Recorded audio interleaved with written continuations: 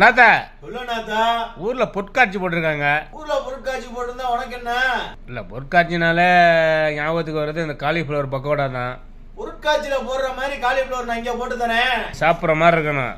பொருட்காட்சியில வாங்கி சாப்பிடுற மாதிரியா இருக்கான். மக்களே வீடியோ பார்த்து நீங்களும் செஞ்சு சாப்பிடுங்க. பொற்காட்சிக்கெல்லாம் போக வேண்டாம். கடைக்கு போய் புழு பூச்சி இல்லாம காலிஃபிளவரை வாங்கி இந்த மாதிரி கட் பண்ணி ஜலபுலா ஜங்கான்னு கொதிச்சுக்கிட்டு இருக்க சுடுதண்ணில போட்டு மஞ்சத்தூள் உப்பு போட்டு அரை வேக்காடு வேக வச்சு எடுத்துக்கோங்க. தமிழ்நாட்டிலே ஃபேமஸ் சிந்து சிக்கன் 65 மசாலா, அதுக்கப்புறம் இழுவைக்கு தகுந்த மாதிரி சில்லி சாஸு, அதுக்கப்புறம் இழுவைக்கு தகுந்த மாதிரி மிளகாத்தூள், மைதா மாவு, கார்ன்ஃப்ளவர் மாவு, நல்லா உப்பை போட்டு நல்லா மிக்ஸ் பண்ணுங்க. மிக்ஸ் பண்ணதுக்கப்புறம் தண்ணி தெளித்து இந்த மாதிரி எடுத்துக்கோங்க. நல்லா காஞ்சிக்கிற எண்ணெயில் லைட்டாக உன்னை போட்டு பார்க்கணும். எண்ணெய் காஞ்சிருச்சா அப்படின்னா ஒரு கை எடுத்து மலைச்சால் மாதிரி உதிரி விட்டீங்க அப்படின்னா பொருட்காட்சி காலிஃப்ளவர் பக்கோடா ரெடியாக இருக்கும். மக்களை சில்லி சாஸை ஊற்றி சாப்பிட்டீங்கன்னா நல்லா நாக்குக்கு இழுவையாக இருக்கும். எண்ணெயும் குடிக்கல, ஒன்றும் குடிக்கல.